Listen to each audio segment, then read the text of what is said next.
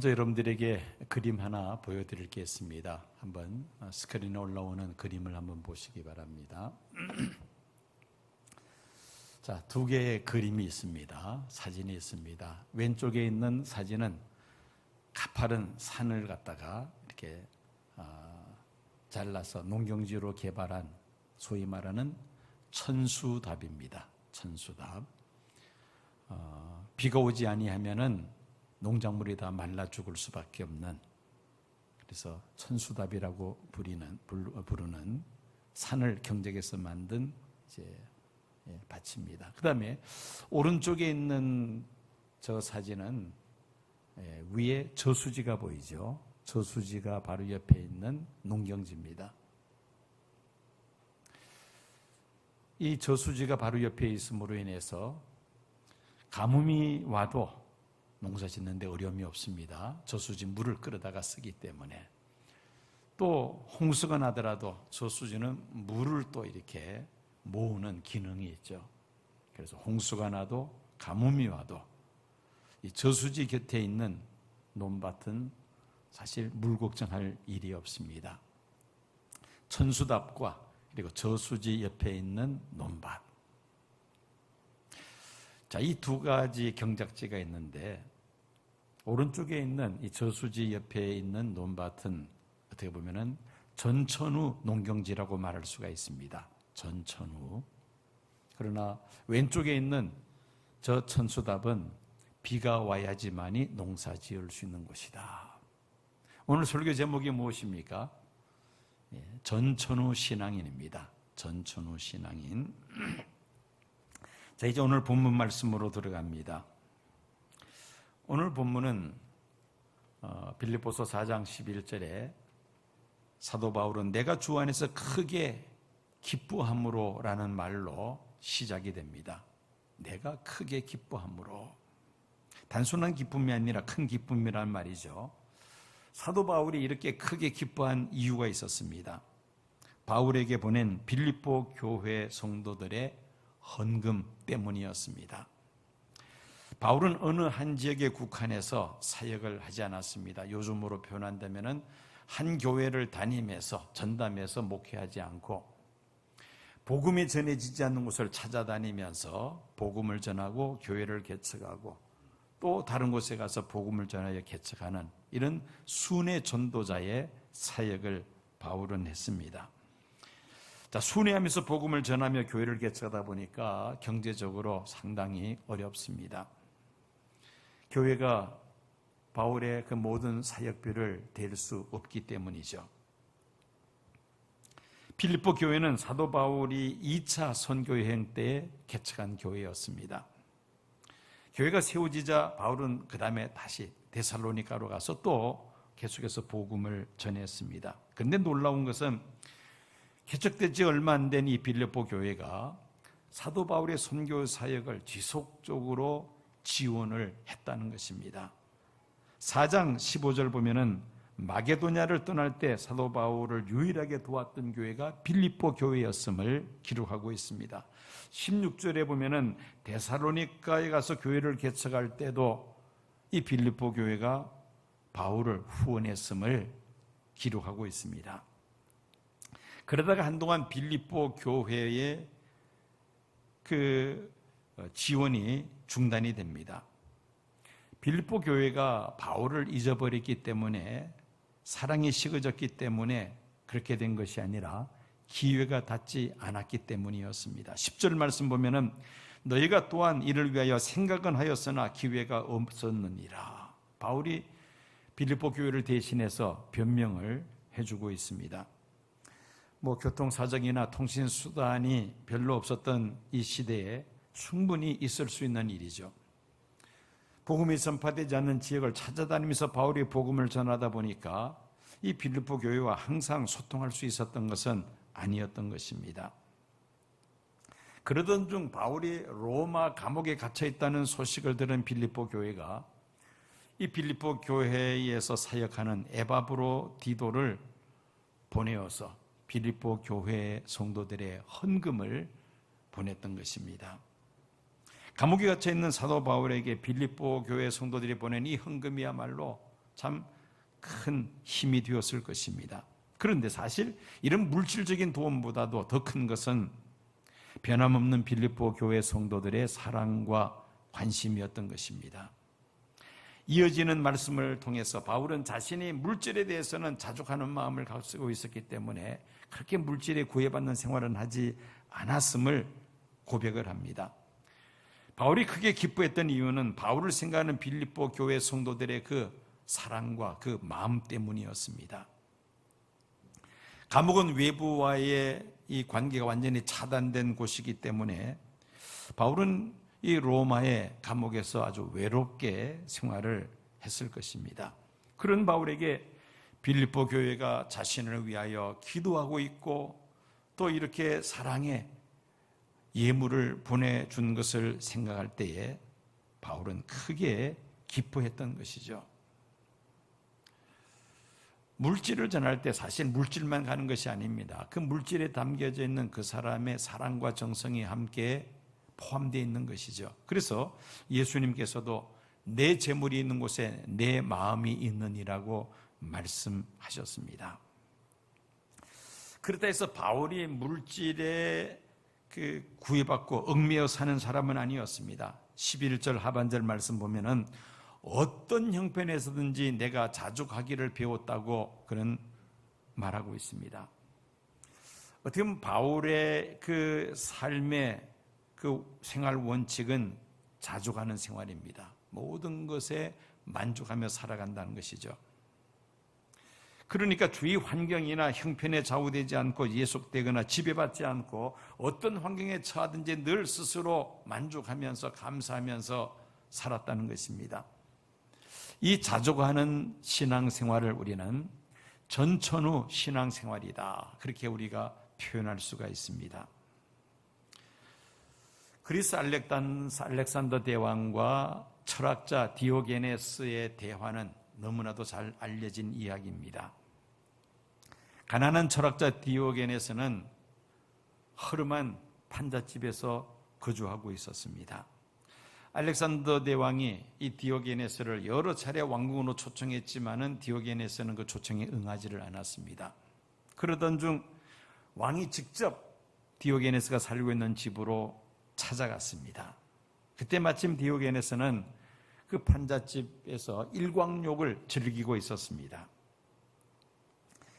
대철학자가 그렇게 살아가는 모습에 감동한 알렉산더 대왕이 디오게네스에게 이렇게 말합니다. 선생님, 당신을 위해서 내가 무언가를 해드리고 싶습니다. 그랬더니만은 이 디오게네스가 하는 말이 청이 하나 있습니다. 저리 비껴서 주세요. 당신이 지금 햇빛을 가리고 있기 때문입니다. 그렇게 말을 했다는 겁니다. 디오게네스는 알렉산더가 하는 말의 그 의미를 몰랐던 것이 아니죠. 그렇지만은 알렉산더 왕이 가지고 있는 권력이나 그 물질에 대해서 전혀 관심이 없었고 부러워하지 않았다는 말입니다. 알렉산더가 이 디오게네스와 헤어지면서 이렇게 말합니다. 내가 알렉산더가 아니었더라면 디오게네스가 되기를 원합니다. 이 말을 듣던 디오게네스가 이렇게 알렉산더에게 말합니다. 당신은 대왕입니다. 누가 당신의 길을 막을 수가 있습니까? 지금이라도 그렇게 사실 수가 있습니다. 그러나 알렉산더는 결코 디오게네스가 되지를 못했습니다. 알렉산더는 당시 땅끝이라고 생각했던 인도까지 원정 가서 무력으로 정복을 하죠. 그리고는 더 이상 정복할 땅이 없다는 그 생각에 울었다는 그런 유명한 일화가 있습니다.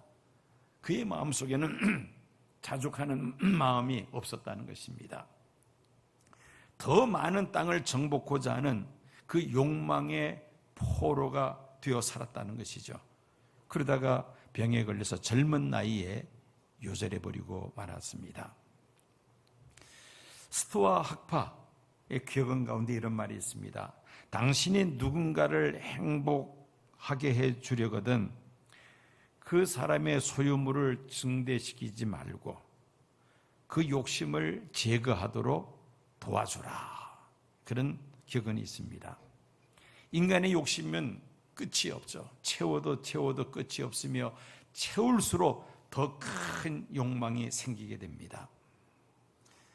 이스라엘의 아합 왕, 그는 왕궁에 살고 있으면서도 당시 나봇이 소유하고 있는 포도원이 탐이 났습니다. 그래서 이 왕이 나봇에게 돈을 줄 테니까 그 포도원을 나에게 팔라고 합니다마는 나봇은 거절합니다.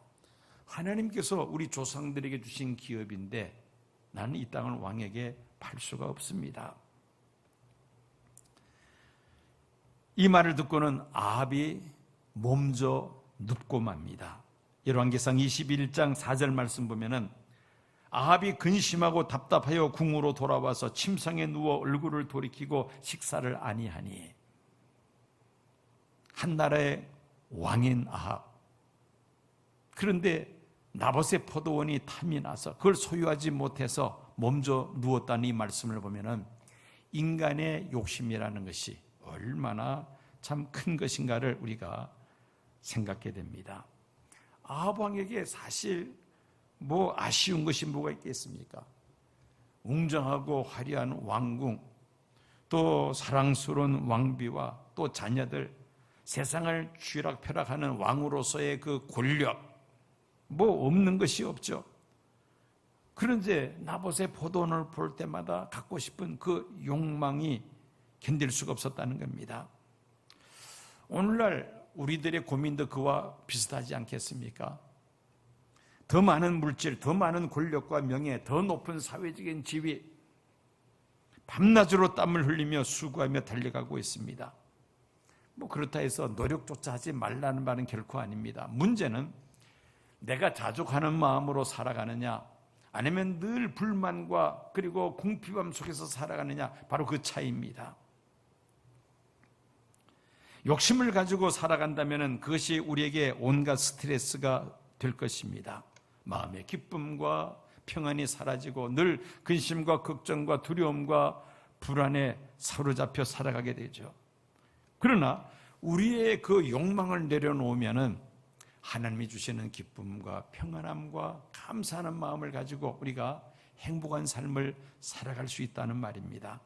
파스칼은 인간 안에는 빈 공간이 있다고 말을 합니다. 그런데 사람들은 이 빈 공간에 무엇인가를 채우려고 그렇게 애를 쓰면서 살아가는데, 문제는 이 빈 공간을 세상 것들로는 다 채울 수가 없다는 겁니다. 끝없는 시면의 바다는 오직 무한하고 불변하시는 온 우주의 주인 되시는 하나님 한 분만으로 채울 수 있는 빈 공간이라는 것이죠. 예수 그리스도로 만족하는 마음, 이것이 바로 자족하는 마음이요. 이런 마음을 가진 사람들은 전천후 신앙생활을 할 수가 있습니다. 우리가 살고 있는 21세기는 물질 문명이 최고조로 발달한 시대입니다. 돈이 있으면 무엇이든지 할 수 있는 그런 세상이죠. 그래서 우리가 황금만능주의 사회라고 그렇게 말을 합니다. 과거에는 사람을 판단할 때 그 사람의 인품, 교양, 학식, 그 사람의 그 가정적 배경 이런 것들을 가지고 판단을 했습니다마는 오늘날은 그렇지 않습니다. 그 사람이 소유하고 있는 물질로 그 사람의 능력과 그 사람의 인품을, 인간됨을 판단하죠. 그래서 사람들은 수단과 방법을 가리지 않고 더 많은 재물을 모으기 위해서 안간 힘을 쓰고 있습니다. 자, 이런 현대 사회 속에서 우리가 전천후 신앙인이 되어야 될 터인데, 전천후 신앙인이 될 수 있는 방법은 단 한 가지입니다. 예수 그리스도를 내 삶의 주인으로 모시며 예수님 한 분만으로도 만족할 수 있는, 감사하며 기뻐하며 살아갈 수 있는 우리의 믿음입니다. 고린도 후서에 있는 말씀입니다. 4장 7절 이후의 말씀을 제가 읽겠습니다. 우리가 이 보배를 질그릇에 가졌으니 이는 심히 큰 능력은 하나님께 있고 우리에게 있지 아니함을 알게 하려 함이라. 우리가 사방으로 우겨쌈을 당하여도 쌓이지 아니하며 답답한 일을 당하여도 낙심하지 아니하며 박해를 받아도 버림받지 아니하며 거꾸로 뜨림을 당하여도 망하지 아니하고 우리가 항상 예수의 죽음을 몸에 짊어지면 예수의 생명에 또한 우리 몸에 나타나게 하려 함이라. 하나님은 질그릇 같은 우리 안에 보배를 담아주셨다고 바울은 말씀합니다. 여기서 보배는 예수 그리스도를 가리킵니다. 이 사람의 육체, 사람의 정신, 이것은 마치 깨어지기 쉬운 질그릇과 같습니다. 조그마한 충격에도 미세한 바이러스에 순식간에 무너져 버리고 마는 질그릇과 같은 우리 사람들입니다. 그런데 이 속에 보배를 담아두셨다는 겁니다. 예수 그리스도. 그 예수 그리스도를 구주로 모시고 살아가면 어떤 상황 속에서도 헤쳐나갈 수 있다는 말씀이 바로 제가 조금 전에 봉독해드린 고린도후서 4장 8절 이후의 말씀입니다. 사방으로 우겨쌈을 당하여도 쌓이지 아니하며 답답한 일을 당하여도 낙심하지 아니하며 박해를 받아도 버림받지 아니하며 거꾸로 뜨림을 당하여도 망하지 아니하고 어떤 상황 속에서도 헤쳐나갈 수가 있다는 것이죠. 누구 때문에? 예수 그리스도 한 분 때문에. 제가 근무했던 부대는 저 포천에 있는 오뚜기 사단이라는 부대였습니다. 왜 오뚜기 사단이라고 부르느냐? 그 사단이 팔사단이었는데 팔자가 오뚜기처럼 생겼지 않습니까? 그래서 오뚜기 사단이라 그렇게 불렀습니다. 오뚜기, 지금은 뭐 오뚜기 인형을 볼 수가 보기 어렵습니다만은 옛날에 제가 어릴 때는 오뚜기 인형이 상당히 흔했습니다. 참 신기해요. 플라스틱으로 된 그 오뚜기 인형 손으로 꾹 눌렀다가 놓으면 바로 벌떡 일어섭니다. 10번 눌렀다 놓으면 10번 일어섭니다. 10번이 아니라 수백 번, 수천 번 눌러도 마찬가지입니다. 그 벌떡벌떡 일어나는 것을 볼 때 참 신기합니다. 도대체 이 안에 무엇이 있길래 그렇게 눌러도 또다시 일어서는가? 그 플라스틱 장난감을 칼로 이렇게 오려서 도대체 이 속에 뭐가 있는지를 궁금해서 한번 열어봤습니다. 했더니만 아무것도 없어요. 그 밑바닥에 납덩어리 하나가 있습니다. 그 납덩어리 하나 때문에 10번 쓰러뜨려도 다시 일어서는 겁니다. 우리 안에 예수 그리스도가 계시면 10번 쓰러져도 11번째 다시 일어나게 될 줄로 믿습니다. 100번 넘어져도 101번째 다시 일어난다는 겁니다. 누구 때문에? 예수 그리스도 한 분 때문에. 우리가 전천후 신앙인이 될 수 있는 비결은 단 한 가지입니다. 예수님을 내 삶의 주인으로 모시고 예수님 한 분만으로 만족한다면 우리는 어떤 상황 속에서도 믿음을 지키는 전천후 신앙인이 될 수 있다는 말씀입니다. 자, 이렇게 전천후 신앙인이 되면은 어떻게 살아갑니까? 오늘 말씀처럼 물질적 풍요와 가난을 뛰어넘는 그런 신앙생활을 하게 됩니다. 해마다 신년 새해 첫날이 되면은 노벨 문학상을 수상했던 유명한 소설가 어니스트 해밍웨이는 자기가 소유하고 있는 소유물 가운데 가장 소중히 여기는 것을 누군가에게 거저 선물로 주었다고 합니다. 해마다 이 신년 첫날이 되면 그래서 사람들이 묻습니다. 아니 왜 이렇게 신년 첫날에 가장 참 애지중지하는 그 물건을 다른 사람들에게 선물로 줍니까? 했더니만은 해밍웨이가 이렇게 대답을 합니다. 나는 내 자신이 어떤 소유물을 소유하고 있지 그것들에 의해서 내가 소유당하고 있지 않다는 사실을 알려주는 것이 필요하기 때문에 그렇게 합니다. 그렇게 대답을 했다고 합니다. 자동차나 집이나 보석이 우리를 소유하고 있는 것이 아니라 우리가 그 물건을 소유하고 있다는 사실을 발견하는 것 참으로 중요한 일입니다. 우리가 외형적으로는 내가 자동차를 소유하고 있다, 또 어떤 보석을 소유하고 있다고 말을 하지만 실은 우리가 그것들에게 소유되어서 살아가고 있다는 것입니다. 그런 생각을 떨쳐버리기 위해서 해밍웨이는 매년 새해 첫날이 되면은 자기가 아끼는 물건 가운데 하나를 다른 사람들에게 의도적으로 선물로 줬다는 것입니다. 나는 이것들에 의해서 지배되는 사람이 아니라 내가 이것을 소유하고 있는 사람으로 내가 이렇게 자유롭게 관리한다라는 것을 스스로 자신에게 말하기 위해서라도 해마다 그렇게 한다는 것입니다. 우리가 우리의 소유물의 진정한 주인이 될 때에만 그 소유물로부터 자유로워질 수가 있습니다. 소유에 상관없이 자족함을 누리기 때문입니다. 문제는 너무나 많은 사람들이 눈에 보이는 세상 것에 사로잡혀서 세상 것에 노예가 되어서 살아가고 있다는 것이죠. 그런 사람들은 마음에 만족이 없습니다. 기쁨이 없습니다. 평안이 없습니다. 우리가 물질의 소유가 되어서 살 것이 아니라 내가 물질을 소유하면서 살아가는 사람, 이런 사람들이 전천후 신앙인이 될 수가 있는데, 물질적 풍요와 또 가난을 뛰어넘는 이런 신앙인, 예수 그리스도 한 분만으로 만족하는 이런 사람이 바로 전천후 신앙인이라는 것입니다. 무신론자로서 변호사였던 클래렌스 데로라는 사람이 미국의 경기가 아주 어려울 때 시카고 남부 지역에 있는 그 흑인 형제들과 서로 대화하는 기회를 가졌습니다.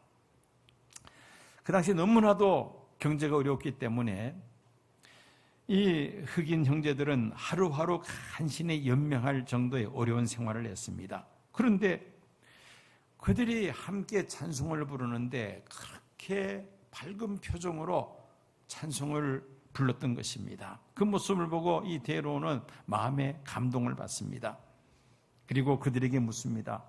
아니, 이렇게 힘들고 어려운데 어떻게 이런 노래를 여러분들은 부를 수가 있습니까?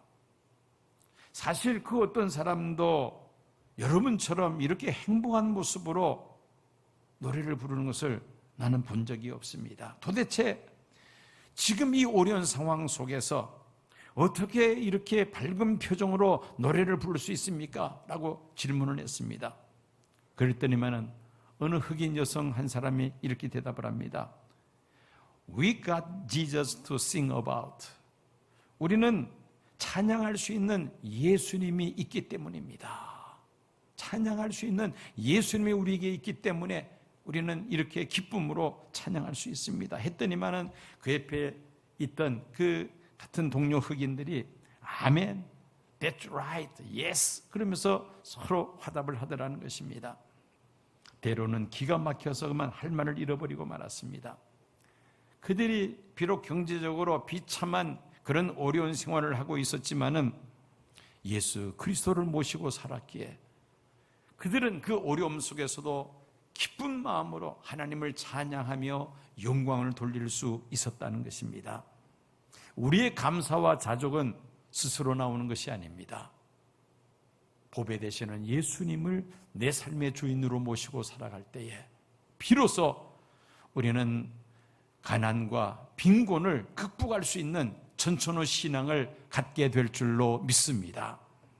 두 번째는 핍박과 환난을 넘어서는 신앙입니다. 바울은 빌립보에서 복음을 전하다가 귀신 들린 여종을 만나게 되는데 이 여종이 계속해서 따라다니면서 괴롭힙니다. 복음 전하는 것을 방해를 놓습니다. 그래서 바울은 예수의 이름으로 그 귀신 들린 여종에서 귀신을 쫓아냈습니다. 문제는 이 귀신 들린 여종이 점을 쳐서 버는 수입으로 주인을 유익하게 했는데 귀신이 쫓겨나니까 더 이상 점을 칠 수 없게 되었습니다. 즉 수입이 없어졌다는 겁니다. 그러자 이 주인이 화가 나서는 바울과 실라를 끌고 관원에게 끌고 갑니다. 관원장은 바울과 실라의 옷을 벗기고 심한 매를 때리고 그리고 깊은 지하 감옥에 가둬버리고 말았습니다. 한밤중에 그 감옥에서 찬송과 기도 소리가 울려 퍼지기를 시작합니다. 채찍에 맞아 그 쓰라린 그 몸을 안고 오히려 바울과 실라는 하나님 앞에 감사함으로 찬양을 올려드렸던 겁니다. 이때 놀라운 일이 일어나죠. 지진이 나면서 옥문이 열리고 그들을 묶었던 쇠사슬들이 풀려지면서 그들은 자유를 얻게 됩니다.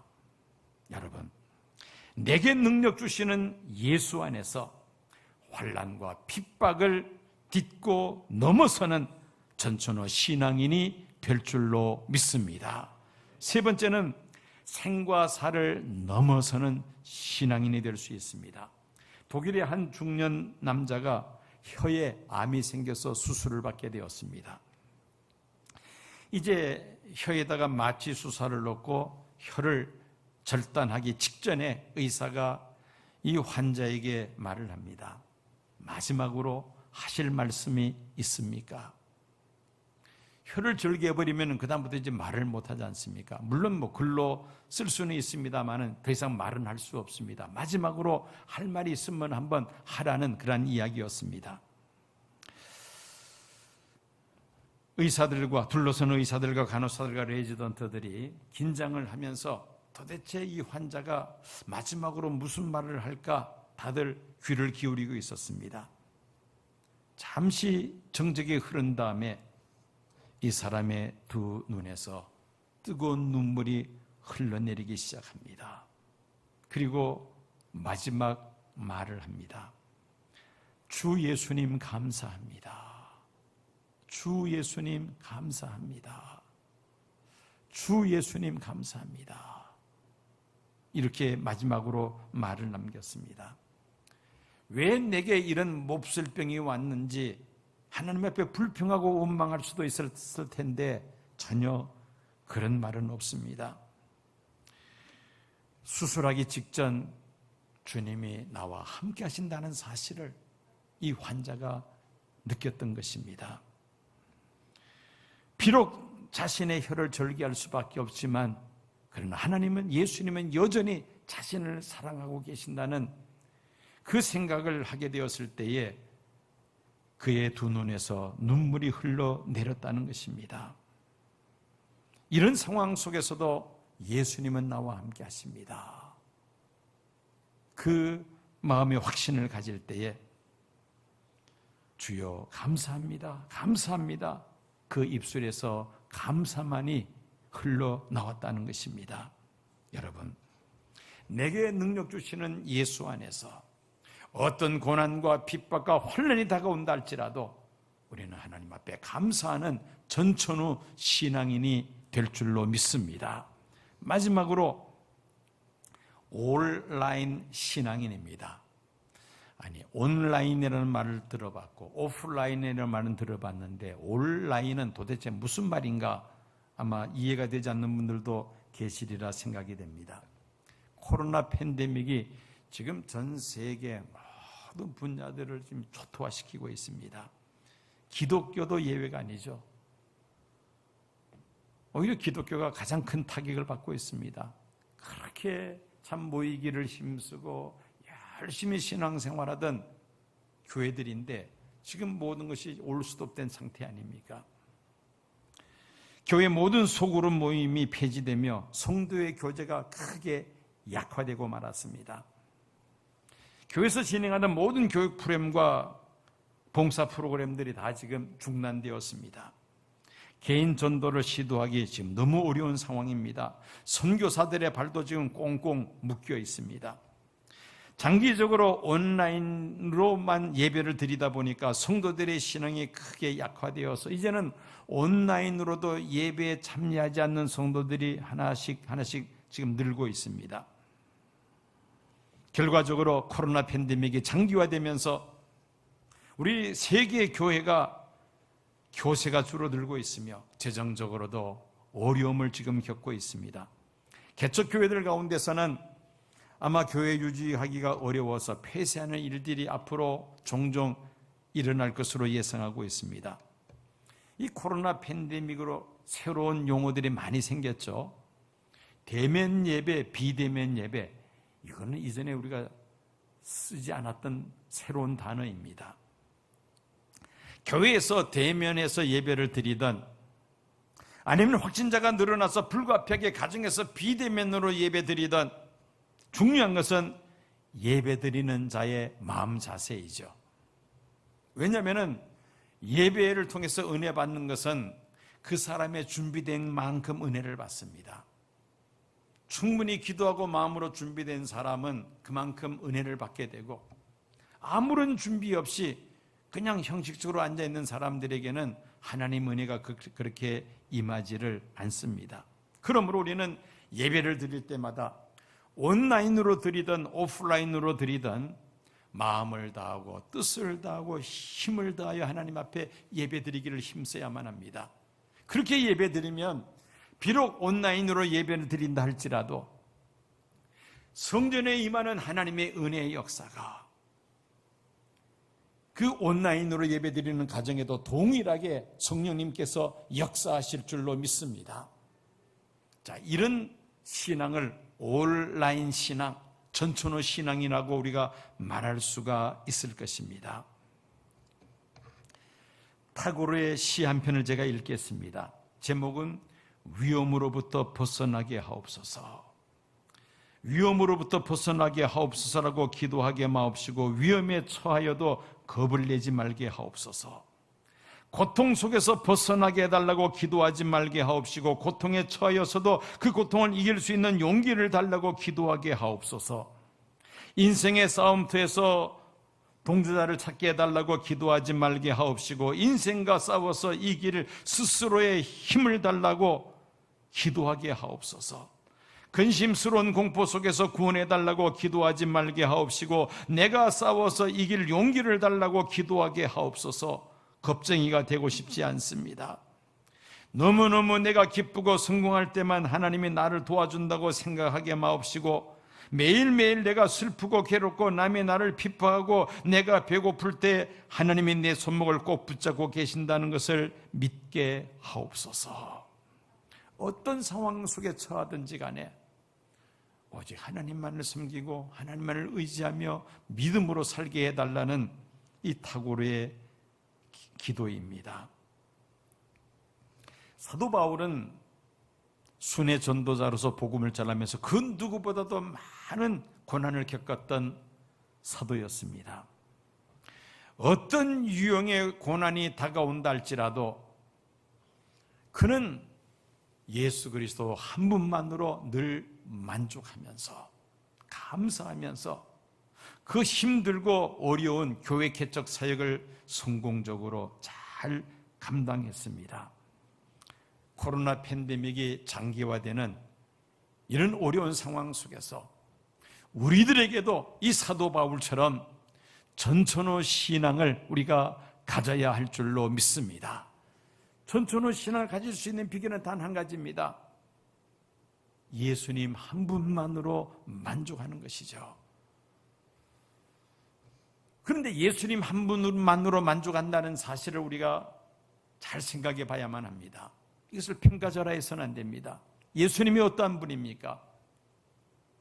그분은 천지창조의 성부 하나님과 함께 하신 분이시요, 온 인류를 죄 가운데서 건져내시기 위하여 자신의 생명을 우리에게 드리신 성자 하나님이십니다. 본질상 하나님과 동등하신 분이죠.